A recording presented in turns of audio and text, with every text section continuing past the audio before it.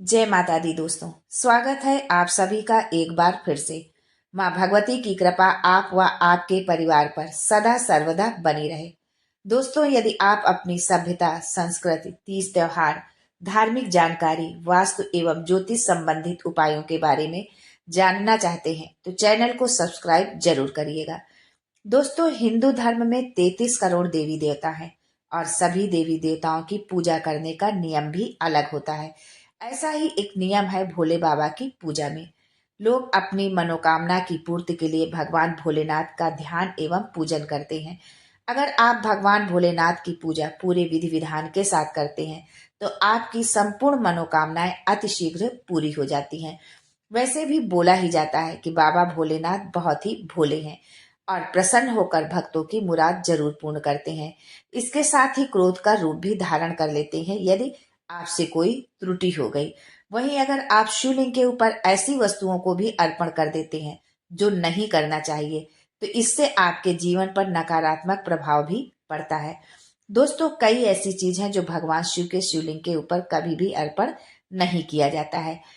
उन्हीं चीजों में से कुछ चीजों के बारे में आज के वीडियो में हम आपको बताएंगे। साथ ही हम ये भी बताएंगे कि कौन से कार्य हमें भूल कर भी नहीं करने चाहिए भगवान भोलेनाथ की पूजा में। लेकिन ये सब जानने से पहले आपसे रिक्वेस्ट करती हूँ कि वीडियो को लाइक करिएगा, दोस्तों को शेयर कर दीजिएगा और अगर आपने अभी तक चैनल को सब्सक्राइब नहीं किया है तो चैनल को सब्सक्राइब करके बेल आइकन जरूर दबाइएगा।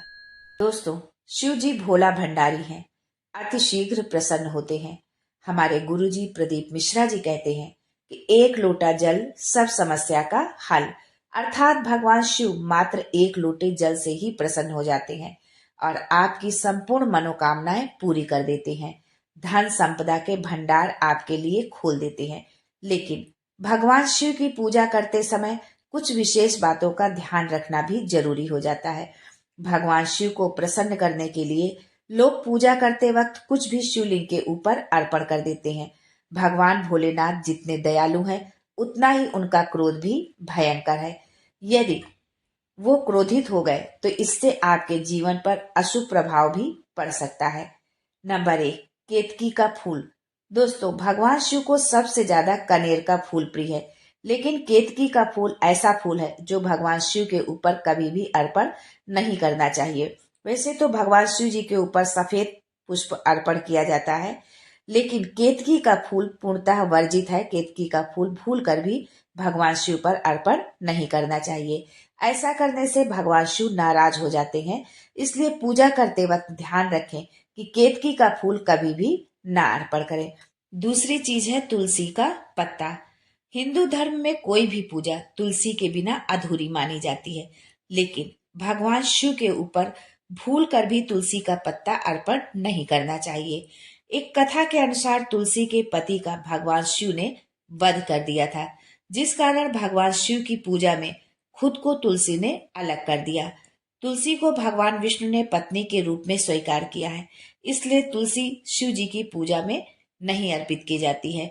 इसलिए यदि आप भूल से भी तुलसी दल शिवलिंग पर अर्पित करते हैं तो आपको उनके क्रोध का सामना भी करना पड़ सकता है।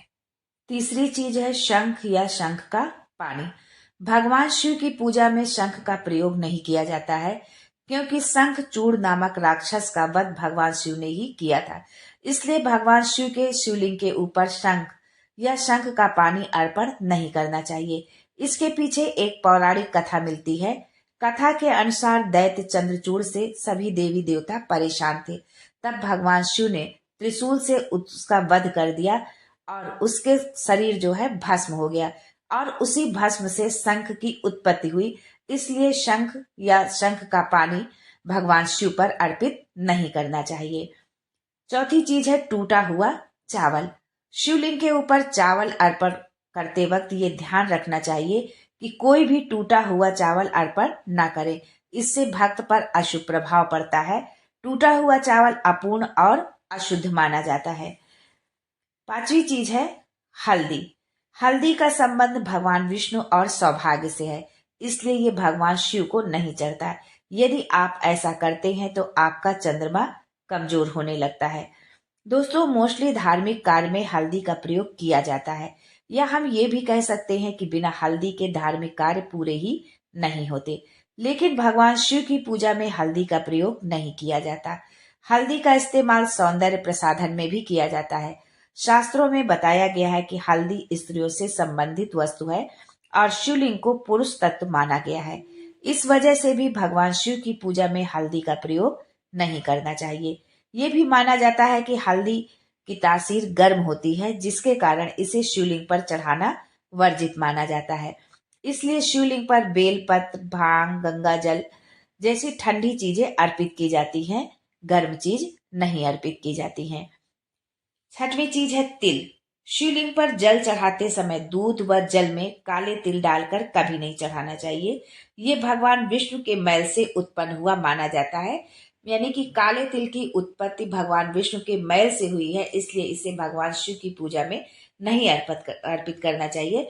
आप गुड़ और तिल मिलाकर भगवान शिव को अर्पित कर सकती हैं, लेकिन जल में या दूध में तिल मिलाकर भगवान शिव को अर्पित नहीं करना है।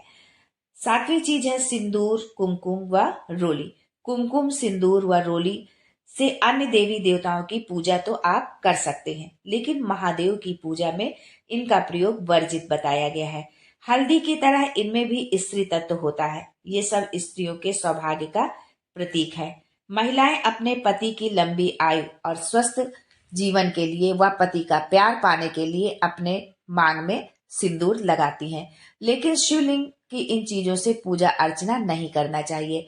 आप शिवलिंग की पूजा में चंदन या भस्म का प्रयोग कर सकते हैं। वहीं ये भी ध्यान रखें कि शिवलिंग पर हमेशा कांसे, अष्टधातु या पीतल के बर्तन या लोटे से ही जल चढ़ाएं, लोहे या स्टील के बर्तन से नहीं। आठवीं चीज है भगवान शिव की पूजा में गन्ने का रस, दूध, शहद, दही आदि चीजें अर्पित की जाती हैं, लेकिन नारियल का पानी अर्पित नहीं किया जाता है। इससे धन की हानि होती है। अब आगे हम ये जान लेते हैं कि हम क्या कार्य ना करें। कभी कभी हम पूजा में या अपने भक्ति भाव में इतने ओत प्रोत हो जाते हैं कि हमको ध्यान ही नहीं रहता कि हमने कौन सी गलती कर दी है, और उस गलती के कारण जो है हमको कुछ न कुछ हमें उसका खामियाजा भुगतना पड़ता है।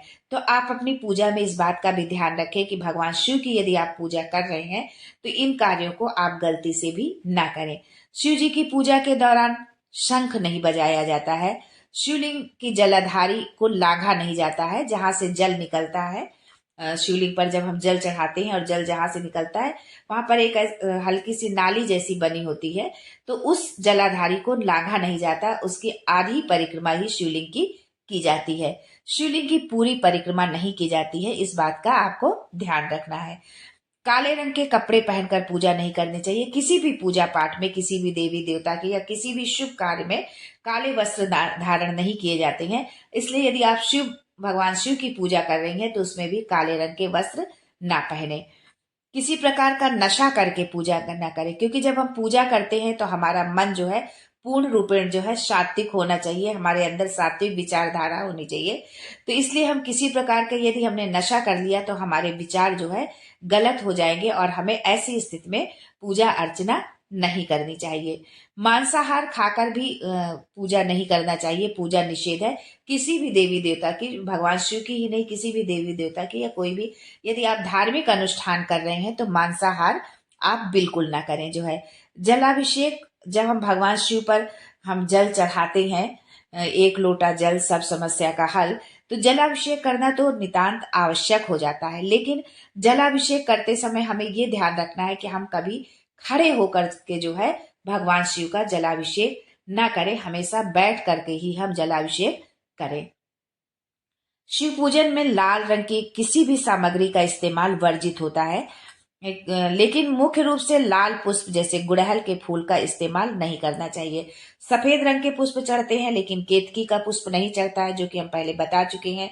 और लाल रंग में का पुष्प भी नहीं चढ़ता, चाहे गुलाब हो, गुड़हल हो, इस तरह का पुष्प भी नहीं भगवान शिव को अर्पित किया जाता है। कटे फटे बेलपत्र, बेलपत्र तो शिव जी को बहुत ही प्रिय है, अति प्रिय है, और इसे पूजा में चढ़ाने से शिव जी की भक्ति का फल भी हमें प्राप्त होता है। लेकिन कभी भी शिव जी को कटे फटे बेलपत्र नहीं चढ़ाना चाहिए। इसके अलावा बेलपत्र हमेशा 3 पत्तियों वाले ही चढ़ाने चाहिए। ये नहीं कि 1 पत्ती या 2 पत्ती है, कटा फटा नहीं है, 1-2 पत्ती है तो हमने चढ़ा दिए, ऐसा भी हमको नहीं करना है। कटा फटा भी ना हो और 3 पत्तों वाली बेलपत्री हो, ऐसी बेलपत्री को हमें शिवलिंग पर चढ़ाना चाहिए। दोस्तों, वीडियो अच्छा लगा हो तो कमेंट में जय भोलेनाथ जरूर लिखें। भोलेनाथ आपकी संपूर्ण मनोकामना पूरी करें। आज के लिए बस इतना ही। दोस्तों, मिलते हैं अगले वीडियो में एक नई जानकारी के साथ। तब तक के लिए हर हर महादेव।